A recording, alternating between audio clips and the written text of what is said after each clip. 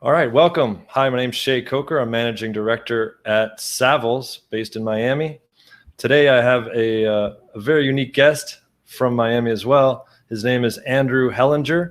He's a partner at Urban X and the developer of the River Landing Shops and Residences, which is a 2.2 million square foot mixed-use development along the Miami River in the Health District. So anyone who's driven by on the Dolphin Expressway has seen it taking shape over the last couple of years. Huge project that contains 528 apartments, well-known retailers, shops, restaurants, and even office space. Thanks for joining me, Andy. Thanks for having me. What spurred you and Urban X to invest in this area? Well, in 2011, 2012, just as we were coming to the end of the last recession, we were looking to reinvigorate our development activities. And we were looking for an area that other developers really weren't paying attention to, but yet had solid economics that enabled us to bring to market a product that made sense. And so in the Health District, which is an area we now call Mid-River. The reason being that our project River Landing is in the middle of is at the midpoint of the Miami River, and it's the widest part of the river. But what attracted us is that the demand for retail we felt was in this marketplace. It was an underserved multifamily market, and all the office space was essentially taken up. So nobody was looking here. They were looking to revamp as we came out of the recession. That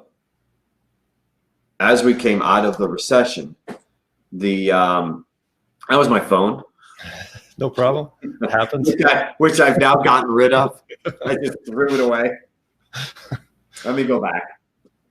So when we were coming out of the recession, the developers were really looking to continue development in Brickell and Biscayne and the beaches. And we felt that there were so many developers chasing the customer for that market that we needed to go to an underserved, underdeveloped market. So what factors played into this is really a place to build? We had the health system, second largest in the country. 70,000 people come to that district every day for work, for the court system, for the healthcare system, or to visit. And yet they leave every night. And so we go from 70,000 people coming into the district during the day to 24,000 people being there at night. So there's an opportunity to make this a live-work environment, number one. Number two, there's just no retail. If you want to have lunch, the option at the time what we decided to move forward was really to eat in the hospital or a hot dog vendor on the street corner.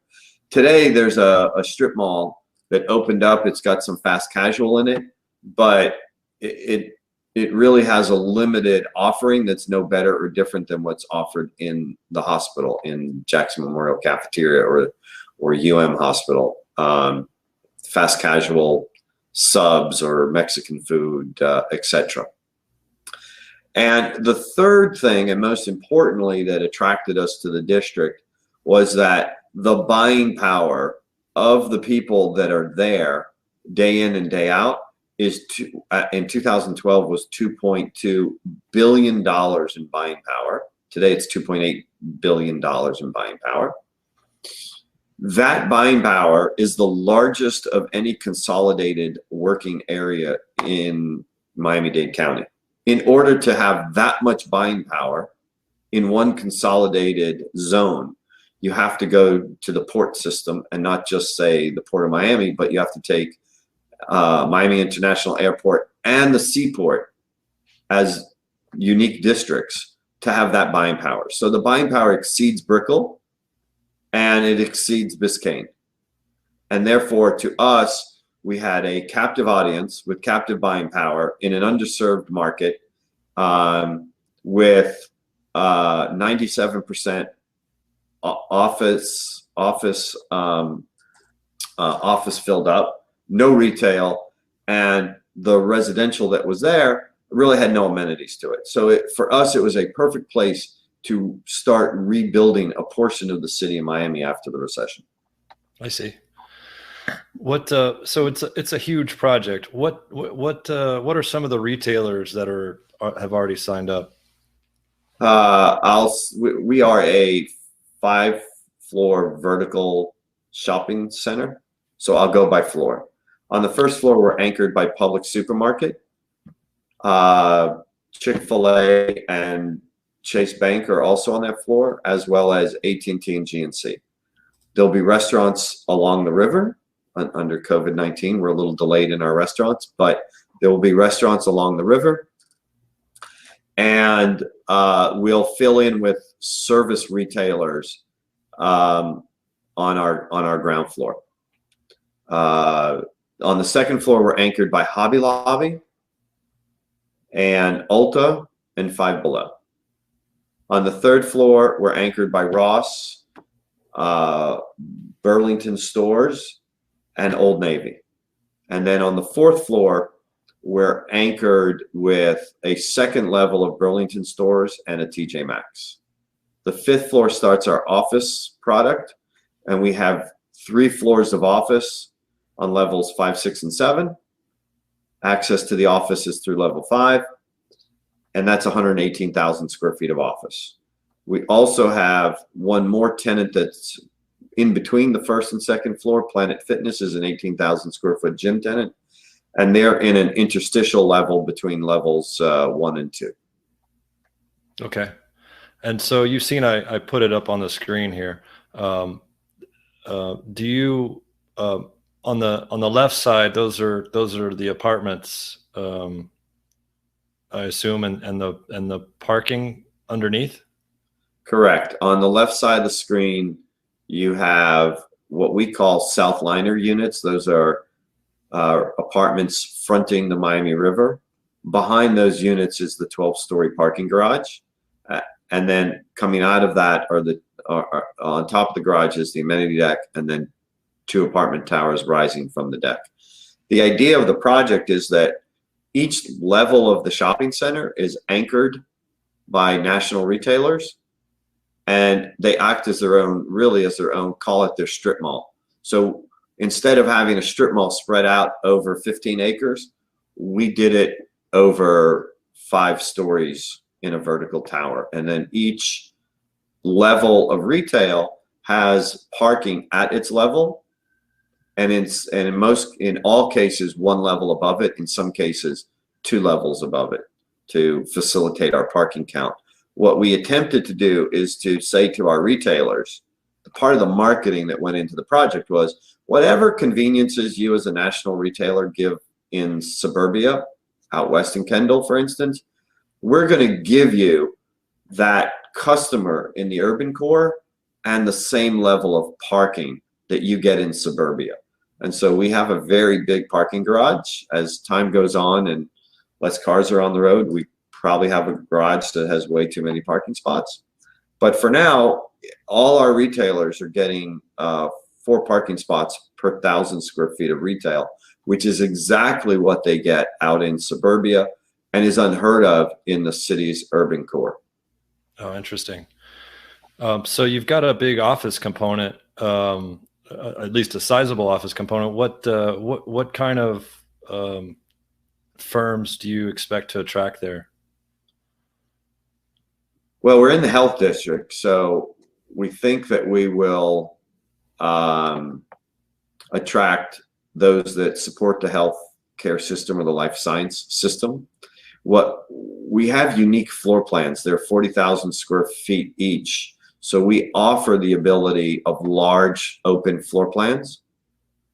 I don't know what the user's like for a 40,000 square foot space. We are in negotiations with a user for 1 floor. But the floors divide up into large floor plates as much as 5 tenants per floor. So this could be somebody in the healthcare industry or life science industry. It could be law firms. It could be architectural firms. It could be those in the marine business that want to have a presence along the Miami River. It could be folks that are in the government service business, or even government GSAs. Right.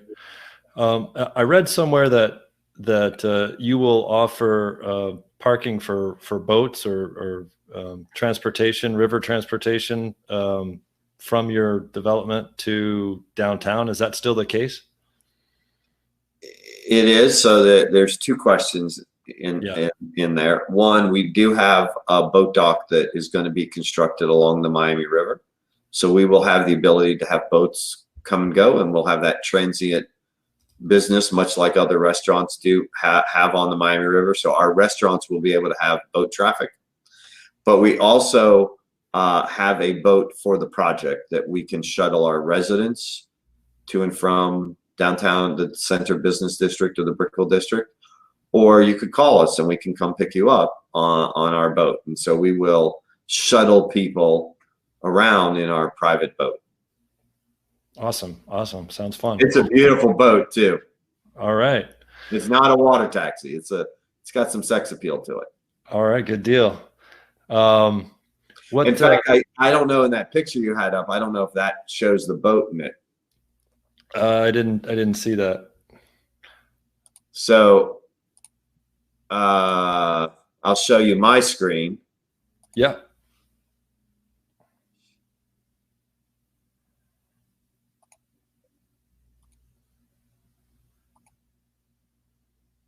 Can you see my boat right here?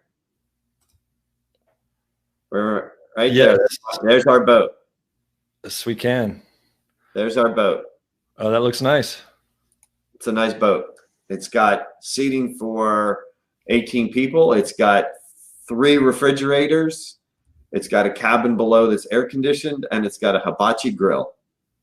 Wow, perfect. It's important to serve Danish and coffee in the morning and happy hour on the way home from work.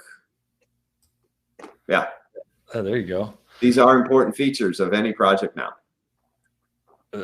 Sounds like a differentiator. What? Let me ask you this: how long has how has the lockdown affected the development or the opening? I imagine you were wanting to open here pretty soon. We were originally targeting to be open now, so it's delayed us.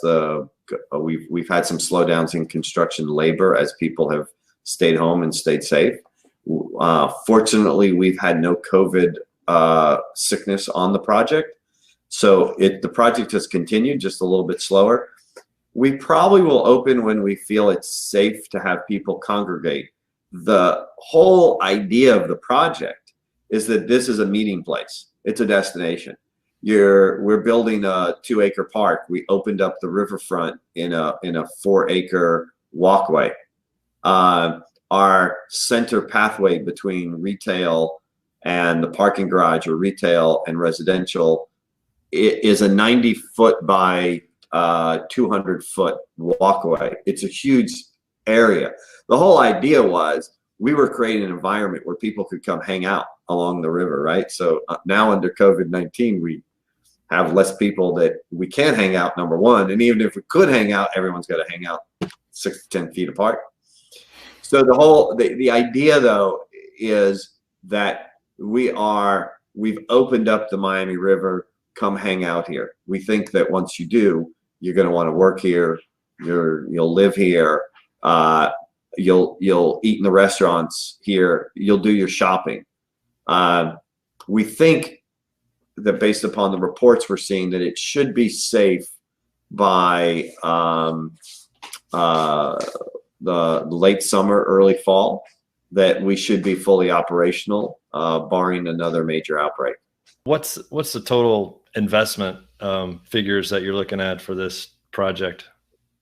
The total investment is $428 million. Okay. Yeah, it's a big one. All right.